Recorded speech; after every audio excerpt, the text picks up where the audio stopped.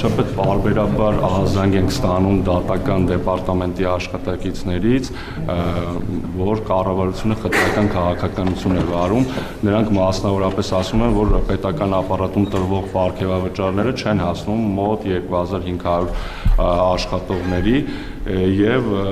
ուզում են հասկանալ ինչ մեխանիզմով է տրվում պարգևավճարը, ընդգծում են, որ օրինակ սոցիալ նախարարության կամ ֆինանսների նախարարության ազգային ժողովի նախագահականի համարժեք հաստիքի աշխատողները եւ բարձր աշխատավարձ են ստանում եւ պարգևավճար, իսկ իրենց չի հասնում, նաեւ մեր տեղեկություններով Վարչագույն դատական խորհրդի նախագահը ձեզ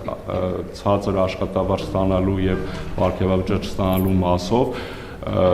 նամակ էր գրել, դուք տեղյակ եք, որ այդ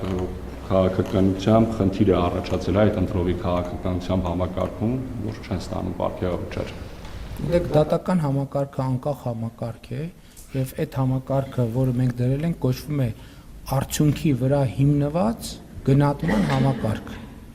Եվ մեծ համար հիմա նաեւ քաղաքական արգելք կա, թե մենք ոնց առնչվենք այդ թեմաների հետ։ Ամեն դեպս դատական իշխանությունը եթե հարց ունի կառավարության հետ, իրենք կարող են դիմել, մենք կքննարկենք։